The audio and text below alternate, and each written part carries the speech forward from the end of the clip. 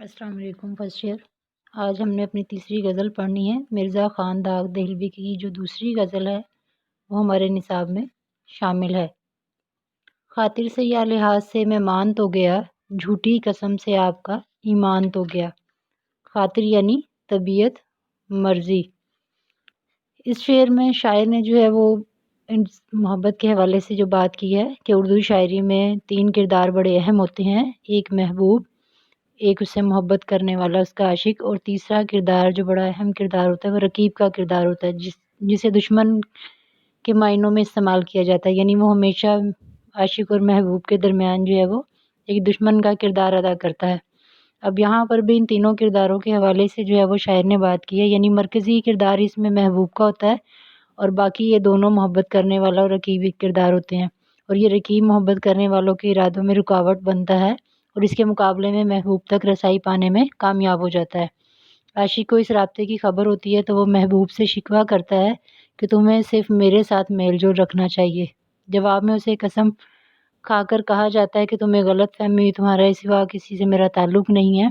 یعنی اس طرح جو ہے وہ باتیں جو ہے وہ اس میں کی جاتی ہیں۔ لیکن جو ہے وہ شاعر جو ہے اور اس کی پسندیدہ شخصیت یعنی اس کے محبوب میں ملاقات ہے لیکن وہ وقت پر نہ پہنچ پایا۔ اس پر اس بدگمانی کا پیدا ہونا لازمی تھا کہ وہ رقیب سے مل کر آ رہا ہے۔ اس پر اسے قسم کھا کر یقین دلایا گیا کہ ایسا ہرگز نہیں، میرا تعلق صرف تمہارے ساتھ ہے اور میری طرف سے کبھی بے وفائی نہیں ہوگی۔ اسی صورتحال میں شاعر جو ہے وہ اس عاشق کی ترجمانی کرتے ہوئے کہتا ہے کہ میں نے محض تمہاری عزت کا لحاظ کرتے ہوئے صرف تمہارا دل رکھنے کی خاطر یہ بات مان تو لی ہے، لیکن میرا دماغ کہتا ہے کہ تم نے جھوٹ بولا ہے، یعنی محبت کا جواب محبت سے دینا تمہارا شیوہ ہی نہیں ہے۔ یعنی شاعر جو ہے وہ بات کرتا ہے کہ ہم کون سے وفا کی امید جو نہیں جانتے وفا کیا ہے، یعنی اس نے شاعر نے یہ اخلاقی ایک نکتہ بھی اس میں بیان کیا ہے کہ جھوٹی قسم کھانے والے کا ایمان جو ہے وہ جاتا رہتا ہے، اور اگر اس نے بھی ایسا کیا تو اس کو سزا جو ہے وہ ضرور ملے گی۔ اگلے شعر میں داغ دہلوی کہتے ہیں، دل لے کے مفت کہتے ہیں کچھ کام کا نہیں، الٹی شکایتیں ہوئی احسان تو گیا۔ کہ داغ دہلوی نے اس شعر میں محبوب کی لاپرواہی کا ذکر کر کے جو ہے وہ روایتی انداز اپنایا ہے کہ ہمیشہ عاشق جو ہے وہ اپنے محبوب کی لاپرواہی کا شکوہ کرتا رہتا ہے، کیونکہ یہ محبوب جو ہے وہ شوخ بھی ہوتا ہے، بے پرواہ، بے وفا اور مغرور جو ہے وہ رہتا ہے۔ عاشق جان تک نشاور کرتے تب بھی محبوب پر کوئی اثر نہیں ہوتا، تو شاعر نے محبوب کو دل دیا اور اس نے سمجھ لیا کہ وہ اس کی قدر ضرور کرے گا، اسے پذیرائی ملے گی۔ لیکن داغ کے یہاں معاملہ جو تھا وہ الٹ ہی ہو گیا، محبوب بجائے خوش ہونے کے اور احسان مند ہونے کے دل کی اہمیت کو جھٹلا رہا ہے کہ یہ اس کے کام کا نہیں۔ اس شکایت پر ہمارا احسان بھی اس کے لیے اپنی قدر کھو بیٹھا، یعنی یہ دل جو تھا وہ بڑی آسانی سے اس کے ہاتھ لگا تھا، اگر اسے اس کے لیے کوئی جد و جہد کرنا پڑتی پھر اسے اس دل کی قدر و قیمت کا احساس جو تھا وہ تھا۔ تو یہ ایسا سلوک جو ہے وہ اردو کی روایتی شاعری میں عاشقوں کے ساتھ ہمیشہ ہوتا رہا ہے کہ اہل دنیا نے ہمیشہ اہل دل کو ٹھکرا دیا۔ ڈرتا ہوں دیکھ کر دل بے آرزو کو میں، سنسان گھر یہ کیوں نہ ہو مہمان تو گیا۔ بے آرزو یعنی تمنا کے بغیر، سنسان یعنی ویران، کہ کوئی ایسا دل نہیں جس میں کوئی جذبہ، کوئی خواہش، کوئی تمنا، کوئی آرزو جنم نہ لے۔ انہی کیفیات سے زندگی قائم ہے اور زندگی کا قافلہ آگے بڑھ رہا ہے۔ لیکن کیا ہوتا ہے کہ المیہ ہمارے ساتھ یہ ہوتا ہے، اس کی آرزویں، تمنائیں اور خواہشیں کبھی انسان کی پوری نہیں ہو پاتی، پوری ہو بھی جائیں تو ادھوری رہ جاتی ہیں۔ تو شاعر کا مسئلہ بھی تمام انسانوں جیسا ہی ہے کہ اس کے سینے میں بھی جو دل ہے وہ کبھی زندہ تھا، اس میں بے شمار آرزویں مچلتی تھی، اور اس دور میں اس پر بھی کبھی ایسے لمحے گزر جاتے تھے، لیکن اس ڈر کا جواز یہ نہ تھا کیونکہ اس نے دیکھ لیا کہ زمانے نے اس کی آرزوؤں کو پورا نہ ہونے دیا۔ یعنی یہ انسانی نفسیات ہے کہ محرومیاں اور جو مایوسیاں اور ناکامیاں اس کا اثر براہ راست اس کے دل پر ہوتا ہے۔ چنانچہ اس کے ساتھ بھی ایسا ہی ہوا کہ ناسازگار حالات کے باعث دل آرزوؤں سے خالی ہو گیا،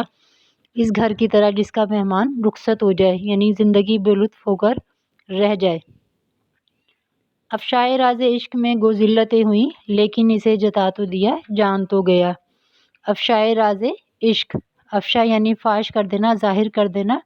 عشق کا راز جو ہے وہ کھول دینا، ذلت یعنی رسوائی، جتانا یعنی احسان جتانا، کسی کو بتانا، یاد دلانا۔ اب یہاں پر جو ہے وہ شاعر کی محبت کا بھید کھل جانے پر پر اگرچہ اسے ذلت اور رسوائیاں جو تھی وہ ان کا سامنا کرنا پڑا، لیکن اس کا ایک فائدہ ضرور ہوا کہ ایک طرف اس کی محبت کی عظمت ظاہر ہوئی تو دوسری جانب محبوب کو اپنی وفا کی جو سطح کا علم ہوا۔ شاعر نے عشق کے راستے پر قدم رکھتے ہی جان لیا تھا کہ یہ سفر آسان نہیں،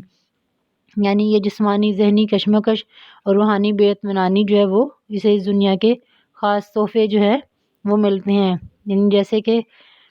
غالب نے کہا، یہ عشق نہیں آساں، بس اتنا سمجھ لیجئے، ایک آگ کا دریا ہے اور ڈوب کے جانا ہے۔ یعنی اس آگ کے دریا کو پار کرنے کے لیے ضروری ہے کہ انسان کے پاس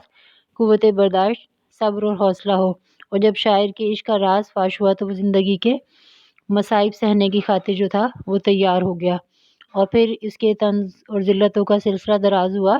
تو پھر اس کی عزت جو تھی وہ سب کے سامنے رسوا ہو گیا، اس کی عزت خاک میں مل گئی۔ لیکن اس کے باوجود اسے خوشی حاصل ہوئی کہ اس سے جسے وہ محبت کرتا ہے اس کو یہ علم ہو گیا کہ وہ اسے کس قدر چاہتا ہے۔ گو نامہ بر سے خوش نہ ہوا پر ہزار شکر، مجھ کو وہ میرے نام سے پہچان تو گیا۔ نامہ بر یعنی پیغام لے جانے والا، کہ یہاں پر شاعر نے کہا کہ میں نے اپنے دوست کو دل کے جذبات سے آگاہ کیا اور اس مقصد کے لیے ایک نامہ بر کے ہاتھ اپنا محبت نامہ بھجوایا، جسے دیکھتے اس نے ناراضگی کا اظہار کیا، لیکن خدا کا شکر ہے کہ اس نے یہ نہیں کہا کہ میں اس محبت نامے بھیجنے والے کو جانتا پہچانتا ہی نہیں۔ یعنی یہاں پر یہ شعر جو ہے وہ دو طرفہ تعلق کی جانب اشارہ کرتا ہے جو انسانی زندگی کا حصہ ہے۔ یہ فقط محبت کا رابطہ نہیں جس میں خوبصورت ملاقاتیں، دلچسپ باتیں اور مخلصانہ عنایتیں ہوتی ہیں، رابطہ تو خاموش محبت کا بھی ہوتا ہے۔ یعنی اس شعر میں ایسی فضا دکھائی دیتی ہے کہ نامہ بر سے ناراض ہونا ایک فطری بات ہے، اسی طرح نامہ نگار کے نام پر خاموش رہنا بھی اس فطرت کا تقاضا ہے، اور یہی شاعر کا مقصد ہے کہ وہ جس پر فخر کا اظہار کرتا ہے کہ میرے نام سے وہ پیغام جو لے کر گیا اسے پہچان تو لیا کہ یہ میں نے اپنی محبت کا جو ہے وہ اس کے اظہار کیا ہے۔ بزم عدو میں صورت پروانہ دل میرا، گو رشک سے جلا تیرے قربان تو گیا۔ بزم عدو دشمن کی محفل میں، صورت پروانہ پروانے کی صورت میں، یعنی اس شعر میں غیروں کی محفل میں عاشق کے جل مرنے اور محبوب پر قربان ہونے کی بات کی ہے، کہ یہ شاعر کا کہنا ہے کہ ایک دفعہ رقیب کی محفل میں ہم بھی جا نکلے، وہاں ہمارے دشمن کے ساتھ محبوب کے حسن سلوک اور اسے ہنس ہنس کے باتیں کرتا دیکھ کر ہمارا دل یوں جلا جیسے شمع پر پروانہ جل مرتا ہے،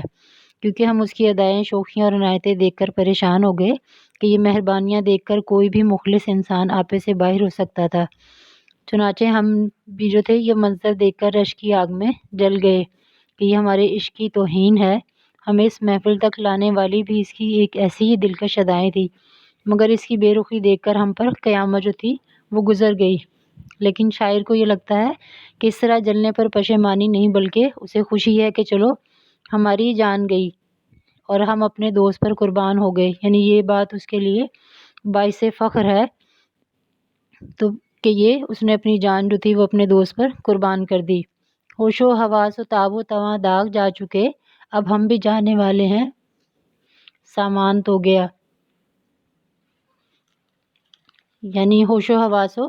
تاب و تواں، یہاں پر شاعر نے جو ہے وہ یعنی اس کے تمام جو توانائی اور طاقت اور جسم کی جو طاقت ہے، برداشت ہے، اس کے حوالے سے یہاں پر شاعر نے جو ہے وہ بات کی ہے کہ محبت میں انسان کے ہوش و حواس ٹوٹ جاتے ہیں، کہ اس میں جو ہے وہ عقل جو ہے وہ کام نہیں کرتی اور انسان جو ہے وہ خوبصورتی سے متاثر ہو جاتا ہے اور وہ اپنے ہوش و حواس کھو بیٹھتا ہے، یعنی حسن دیکھ کر وہ اتنا متاثر ہوتا ہے کہ وہ اپنے ہوش و حواس کھو بیٹھتا ہے۔ تو اس مقطع میں بھی داغ جو ہے وہ کہتے ہیں کہ جب سے حسن انسان نے ہمیں اپنا اسیر کیا ہے ہم ہوش و حواس سے محروم ہو گئے ہیں، یہ گویا ہمارا زاد سفر تھا جو چلا گیا، یعنی زاد سفر کے ساتھ مسافر کا جانا بھی لازم ٹھہرتا ہے، یعنی سامان گیا تو خود بھی انسان اس دنیا سے جانے والا ہے، چنانچہ اب ہم بھی جانے والے ہیں، یعنی جانے والے سے مراد دنیا سے رخصت ہونے والے ہیں۔ تو شاعر کے نزدیک چونکہ زندگی جو ہے وہ عقل اور شعور کا نام ہے، اور جب وہی قائم نہیں رہتی، وہی تاب و تواں حوصلہ کام نہیں دیتا انسان کا، تو پھر اس کا بھی دنیا میں رہنا جو ہے وہ لا حاصل ہے۔